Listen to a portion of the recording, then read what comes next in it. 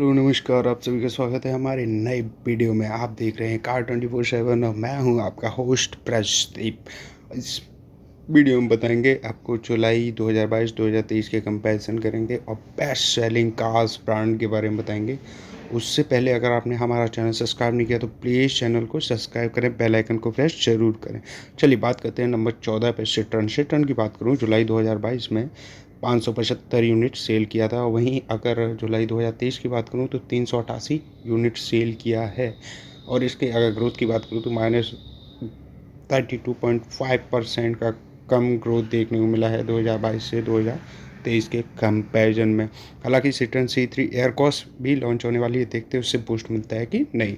चलिए बात करते हैं नंबर 13 पे जीप की बात करूं तो जुलाई 2022 में 1150 यूनिट सेल किया था। वहीं 23 की बात करूँ तो 441 यूनिट सेल किया है। वहीं अगर इसकी ग्रोथ की बात करते हैं हम तो -61.7% का ग्रोथ कम किया है 2022 से 2023 के कंपैरिजन में। चलिए बात करते हैं नंबर 12 पे आने वाली गाड़ी है निशान इंडिया की बात करूँ जुलाई 2022 में 3667। वहीं 23 की बात करूँ तो 2152 यूनिट सेल किया है। वहीं अगर इसकी ग्रोथ की बात करूँ तो -41.3% का ग्रोथ कम देखने को मिला है। निशान की एक ही गाड़ी है जो कि इतना खींच के ले जा रही, वरना कोई भी सक्सेसफुल नहीं रही। चलिए बात करते हैं नंबर 11 पे से रेनॉल्ड इंडिया की बात करूँ तो जुलाई 2022 में 7128 यूनिट सेल किया। वहीं 23 की बात करूँ 3607 यूनिट सेल किया है। और ग्रोथ की बात करूँ तो -49.8% का ग्रोथ कम देखने को मिला है 2021 से 2022 से 2023 के कंपैरिजन में। चलिए बात करते हैं नंबर 10 पे आने वाली गाड़ी है फोक्सवैगन इंडिया की बात करूँ तो 2022 में 2915 यूनिट सेल किया। वहीं 23 की बात करूँ तो 3814 यूनिट सेल किया है। वहीं अगर ग्रोथ की बात करूँ तो 30% का ग्रोथ देखने को मिला है। हालांकि इसकी जो गाड़ियाँ हैं वो सेफ्टी के हिसाब से काफ़ी कंफर्टेबल हैं, टाटा को भी मात देने पे तुली हुई। चलिए बात करते हैं नंबर 9 पे आने वाली गाड़ी है स्कोडा इंडिया की बात करूँ तो 2022 में 4447 यूनिट सेल किया है। वहीं 2023 की बात करूँ तो 4207 यूनिट सेल किया है। वहीं अगर इसकी ग्रोथ की बात करूँ तो 5.4% का ग्रोथ कम देखने को मिला है 2022 से 2023 के कंपैरिजन में।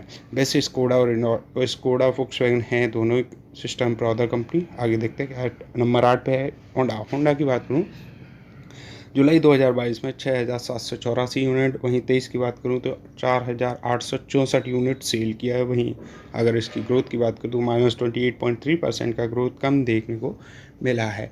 हालांकि होंडा के पास दो सेडान के अलावा कुछ नहीं था। हालांकि होंडा ने समझदारी दिखाते हुए एसयूवी लॉन्च कर दिया। चलिए बात करते हैं नंबर 7 पे है एमजी इंडिया की बात करूं तो जुलाई 2022 में 4013 यूनिट सेल किया है। वहीं 23 की बात करूँ तो 5012 यूनिट सेल किया है। और इसकी ग्रोथ की बात करूँ 24.3% का ग्रोथ देखने को मिला है, जो कि पिछले 2-3 महीनों से काफ़ी अच्छा रिजल्ट आ रहा है एमजी के साथ में। चलिए बात करते हैं नंबर 6 पे गाड़ी है 6 पे है किया की बात करूँ तो जुलाई 2022 में 22,022 यूनिट सेल किया। वहीं 23 की बात करूं तो 20,002 यूनिट सेल किया है। वहीं अगर ग्रोथ की बात करूं तो 9.2% का ग्रोथ कम देखने को मिला है 2022 से 2023 के कंपैरिजन में। वैसे किया ने अपनी फेसलिफ्ट लॉन्च किया है सेल्टोस को। देखते हैं आगे अगले महीने क्या रहता है। नंबर 5 पे टोयोटा इंडिया की बात करूँ जुलाई 2022 में 19,693 यूनिट सेल किया है। वहीं 23 की बात करूँ तो 20,769 यूनिट 59 यूनिट सेल किया है। वहीं ग्रोथ की बात करूँ तो 5.4% का ग्रोथ देखने को मिला है 2022 से 2023 के कंपैरिजन में, जो कि टोयोटा के हाईराइडर के लॉन्च होने के बाद ही एक सेल ग्रोथ होना शुरू किया है। नंबर 4 पे है महिंद्रा इंडिया की बात करूँ 27,771 यूनिट सेल किया था 22 में। 23 की बात करूँ तो 36,205 यूनिट सेल किया है 23 में। अगर इसकी ग्रोथ की बात करूँ तो 30% का ग्रोथ देखने को मिला है।